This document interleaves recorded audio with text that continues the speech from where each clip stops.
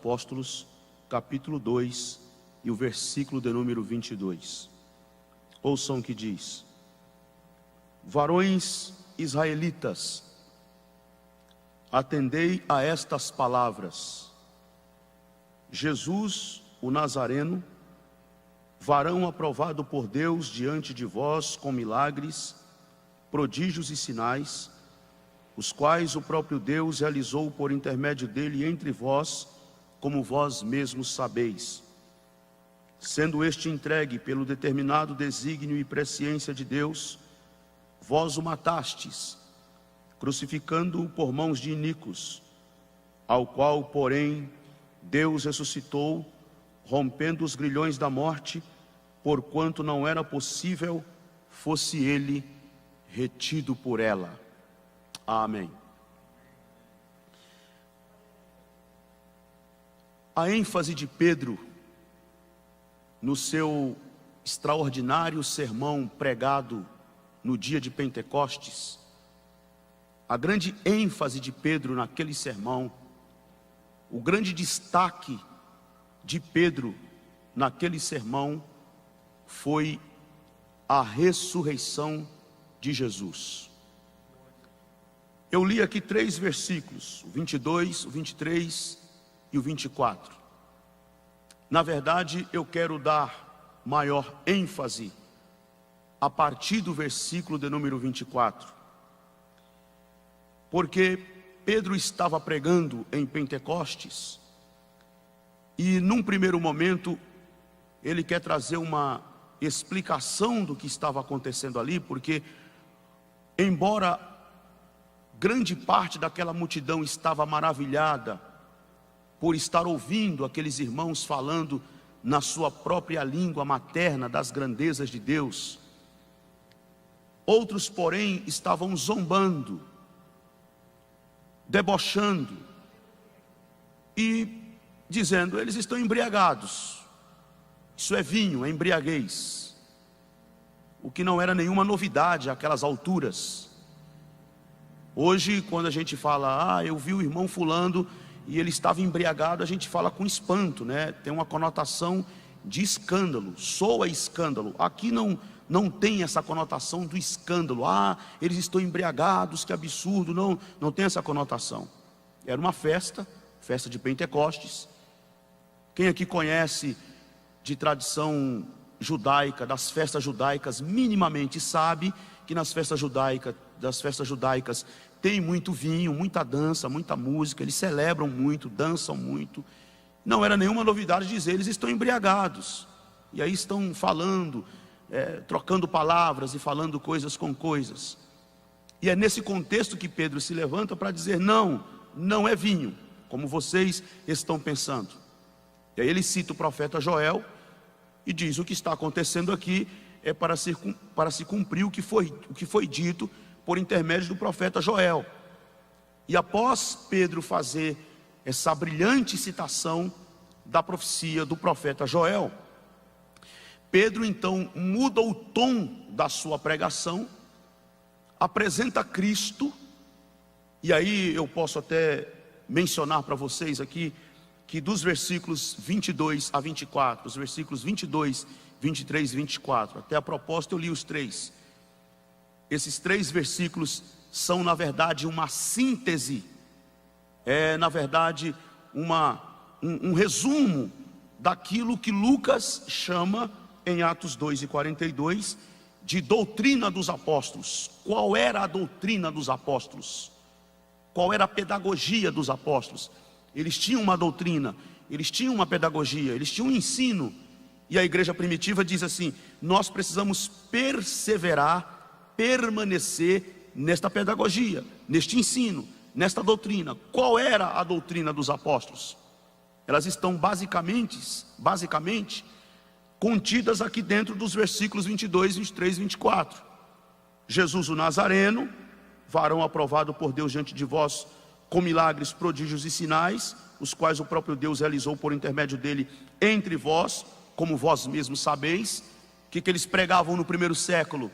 Jesus não é uma ficção, Jesus não é um personagem idealizado, Jesus não é um um personagem fictício, ele é um personagem da história, ele é Jesus o Nazareno. Qual era a doutrina dos apóstolos? Jesus o Nazareno, quer dizer, um personagem da história. Eles pregavam também: Jesus viveu uma vida santa, aprovada por Deus e provada por sinais e por maravilhas. Ele diz isso no versículo do número 22. A morte de Jesus na cruz não foi um acidente, mas foi desígnio eterno de Deus. Ele diz isso no versículo do número 23. Jesus ressuscitou dentre os mortos corporalmente. Não foi uma imaginação, não foi um sonho, não foi um pensamento. Ele ressuscitou dentre os mortos corporalmente. E os apóstolos também pregavam e diziam: Jesus subiu aos céus e brevemente de lá voltará para buscar a sua igreja. Então, basicamente, a doutrina dos apóstolos, que eles pregavam, que eles ensinavam, os pilares que davam sustentação àquela igreja recém-nascida, aquele movimento recém-nascido do ponto de vista histórico, né? A gente sabe que a igreja, antes da fundação do mundo, já estava no coração de Deus o propósito da sua igreja. Mas do ponto de vista histórico, esta igreja recém-nascida, esse primeiro movimento de homens e mulheres que estão se levantando no poder do Espírito para pregar o Evangelho de Jesus Cristo, em Atos capítulo 2, versículos 22, 23 e 24, como já mencionei, nós encontramos aqui esses pilares, essa base que dá sustentação a essa igreja nos seus primeiros passos e que vai avançar por todo o século I anunciando Jesus Cristo. E aí Lucas, que é o que está escrevendo Atos, diz no versículo 42 que eles perseveravam na doutrina dos apóstolos. E daqui para frente, em todo o livro de Atos, depois nas cartas paulinas, depois também nas epístolas gerais, até o livro do Apocalipse, nós vamos encontrar, mesmo que nas entrelinhas, às vezes de forma explícita e às vezes de forma implícita, mas nós vamos encontrar sempre esta ênfase dos apóstolos, dos evangelistas, dos pregadores, dos desbravadores no primeiro século, pregando Cristo, pregando o sofrimento de Jesus, sua morte na cruz, sua ressurreição, sua ascensão aos céus e o seu breve retorno, do qual todos nós estamos esperando. Mas o que eu quero ressaltar aqui hoje à noite, meus irmãos e minhas irmãs, é o fato de que Pedro deu uma ênfase muito grande em Pentecostes, no seu sermão, na ressurreição de Jesus. Qual foi a ênfase da mensagem de Pedro? Diria mais, qual foi o norte da sua pregação? Qual foi a palavra-chave que norteou a pregação de Pedro em Pentecostes? A ressurreição de Jesus. Vejam aí, Atos capítulo 2, versículo do número 24. Ao qual, porém, Deus ressuscitou, rompendo os grilhões da morte, porquanto não era possível fosse ele retido por ela. Pedro segue no seu sermão e no versículo do número 29, ele cita Davi e diz assim: irmãos, seja-me permitido dizer-vos claramente a respeito do patriarca Davi, que ele morreu e foi sepultado, e o seu túmulo permanece entre nós até hoje. Sendo, pois, profeta, e sabendo que Deus lhe havia jurado que um dos seus descendentes se assentaria no seu trono, prevendo isto, referiu-se à ressurreição de Cristo, que nem foi deixado na morte, nem o seu corpo experimentou corrupção. Versículo 32, a este Jesus Deus ressuscitou, do que todos nós somos testemunhas. E aí Pedro finaliza o sermão no versículo 36 assim: esteja absolutamente certa, pois, toda a casa de Israel, de que a este Jesus que vós crucificastes, Deus o fez Senhor e Cristo. A grande ênfase do sermão é: Jesus ressuscitou. Ele ressuscitou.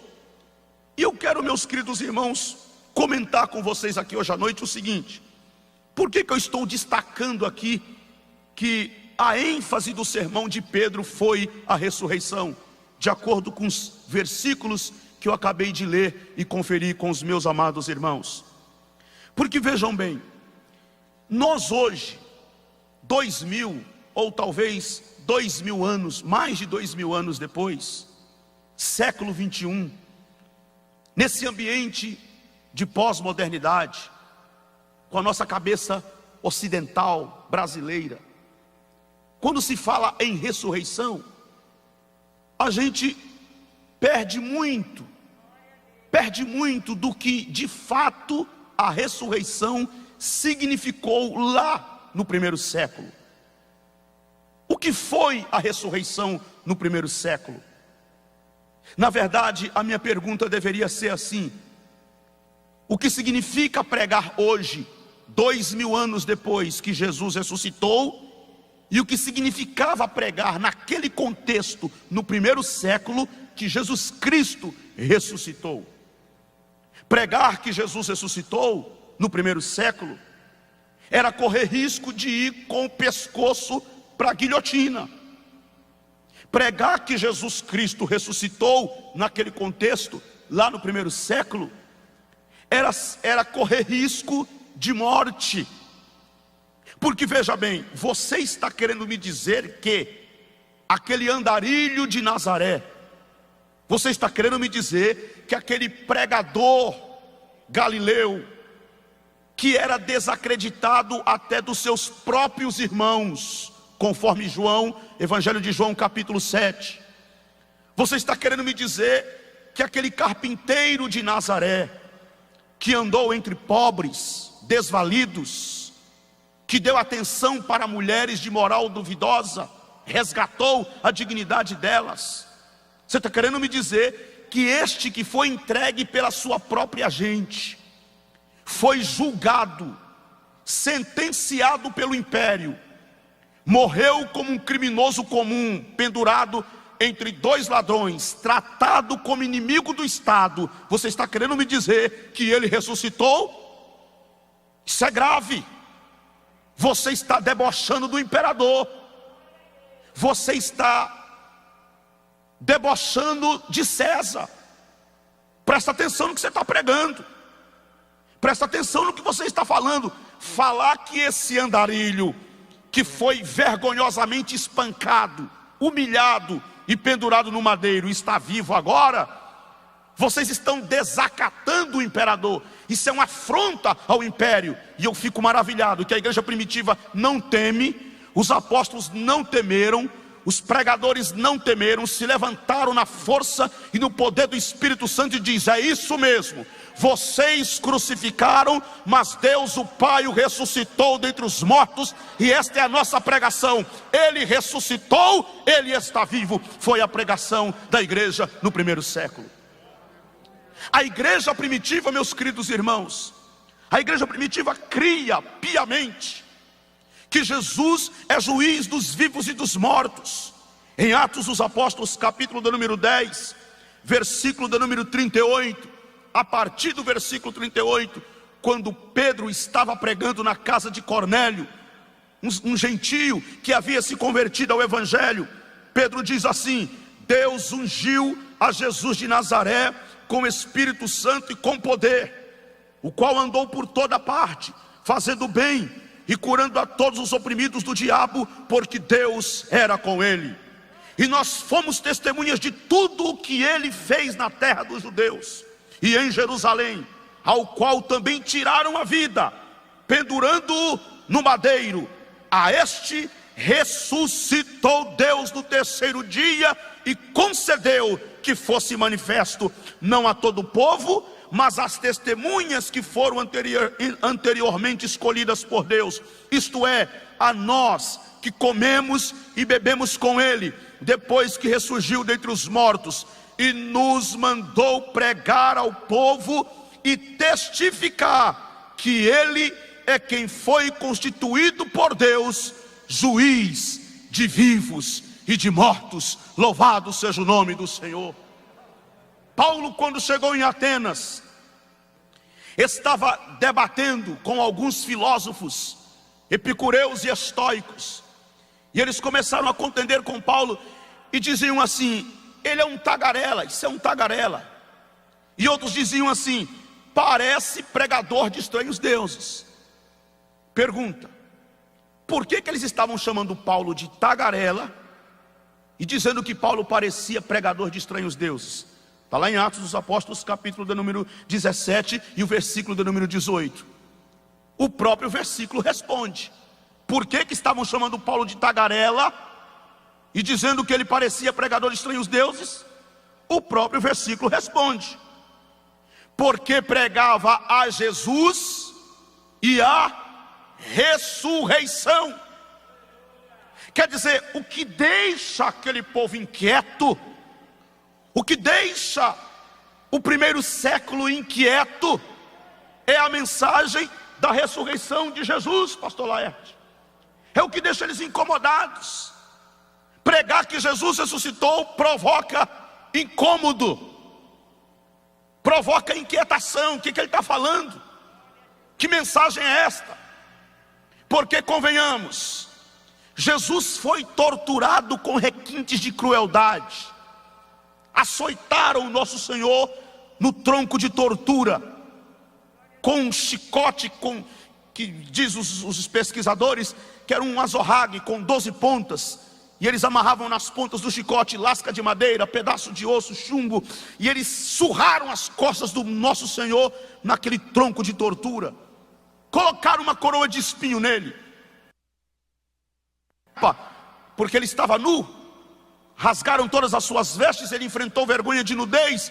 E depois eles, para zombar de Jesus, para fazer dele um espetáculo, um show, um espetáculo onde eles iriam se divertir às custas do pregador de Nazaré, que estava todo machucado e ensanguentado e suportando dores alucinantes. Eles colocaram uma capa vermelha sobre os seus ombros, que vinha até a altura da sua cintura, uma cana na sua mão, se ajoelhavam diante dele dizendo: salve rei dos judeus.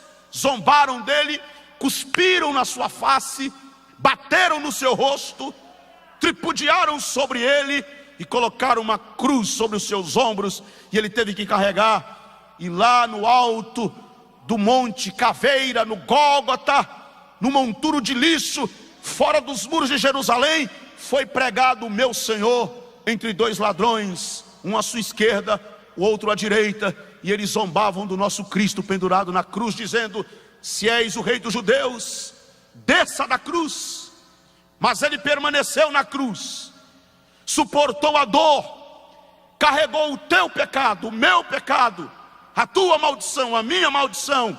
Você, meu amigo, que está nos acompanhando este culto, esta mensagem aí pelas transmissões, ele levou o teu pecado, a tua culpa, a tua maldição na cruz do Calvário, pagou todo o preço, seu sangue foi derramado, e o seu corpo morto, inerte, foi tirado dali e depositado em uma sepultura emprestada de um homem por nome José de Arimateia.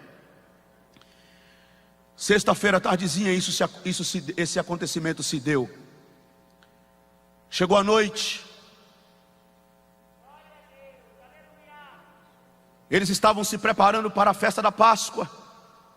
Era clima de festa de Páscoa. Amanheceu o sábado, e eu imagino aquele sábado, um sábado estranho, esquisito. Não tem aquele dia que a gente diz assim: nossa, o dia hoje está estranho, o dia hoje está assim, um clima triste. Eu imagino que aquele sábado foi assim, triste, estranho. Foi o sábado mais diferente de toda a história da humanidade. Foi o sábado mais pesado, mais tenso, mais hostil de toda a história da humanidade, porque o corpo do nosso Cristo estava na sepultura. Foi chegando a tarde, 3 mulheres, segundo Marcos. O nome de uma era Maria Madalena, a outra era Maria, mãe de Tiago, 2 Marias, e a outra era Salomé. Pegaram lá algumas especiarias aromáticas e combinaram entre elas que de madrugada, antes que o dia clareasse, elas iam até o túmulo para perfumar o corpo do nosso Senhor. No caminho foram conversando. A pedra era pesada. O selo de Roma estava cravado na pedra como sinal de inviolável. Os guardas estavam lá para vigiar o túmulo. O que vamos fazer? Mas vamos lá. Esse é o nosso objetivo: perfumar o corpo. Chega lá, a gente vê como faz. E quando elas chegaram na porta do túmulo, algo de muito extraordinário e misterioso já havia acontecido. Não é que ia acontecer não, já havia acontecido. A pedra estava fora do lugar. Algo extraordinário está acontecendo. A pedra estava fora do lugar. 3 mulheres, eita glória a Deus, 3 mulheres corajosas, destemidas, enquanto os discípulos, homens, estão com medo, assustados, trancados dentro de uma casa. 3 mulheres corajosas, destemidas. Que mais vale estar na porta do túmulo do seu mestre do que estar acovardadas? Foram lá e testemunharam. Elas testemunharam com seus próprios olhos, com seus próprios ouvidos, quando estavam tentando achar o corpo dele, tentando iluminar dentro do túmulo. Não viam nada, apenas o lenço dobrado, o lençol jogado pelo chão. E subitamente foram surpreendidas por um ser angelical que trouxe a mais extraordinária notícia que o universo já pode ouvir. Que notícia é esta? Porque buscai dentre os mortos aquele que não está mais aqui, porque já ressuscitou. Ele vive. Agora vão e anunciem aos seus irmãos que ele ressuscitou, ele está vivo. Qual foi a notícia que abalou o primeiro século? Qual foi a notícia que desconcertou o império, que desestabilizou o sistema religioso do primeiro século? Qual foi a notícia que abalou o universo? Qual foi a notícia que fez o inferno tremer? Qual foi a notícia? Da notícia que já se foram mais de 2000 anos, mas continua mais atual do que o que a CNN vai dizer amanhã. Que notícia gloriosa é esta? Que já se foram mais de 2000 anos, mas é mais atual do que a que New York Times vai escrever no mês que vem. Que notícia extraordinária é esta? Ele ressuscitou, Jesus Cristo vive, Ele está vivo. E foi exatamente esta mensagem, meus irmãos, que tornou Cristo Jesus diferente dos sistemas religiosos dos seus dias. A mensagem que tornou Jesus diferente dos sistemas religiosos dos seus dias foi que ele ressuscitou dentre os mortos. E como eu já mencionei, a igreja primitiva afirmava na sua pregação que ele é juiz dos vivos e dos mortos. E é aqui que está o eixo da mensagem cristã. É aqui que está o ponto central da mensagem cristã. O ponto central da mensagem cristã é que quem teve o último e grande brado da vitória não foi César, não foi o imperador. Quem teve o último e grande brado da vitória não foi Barrabás, nem Caifás e Anás, não foi a elite política e religiosa do seu tempo. Quem teve o último e grande brado da vitória foi aquele que desceu às profundezas do abismo, tomou a chave do inferno e da morte e bradou dizendo: é-me dado todo o poder nos céus e na terra.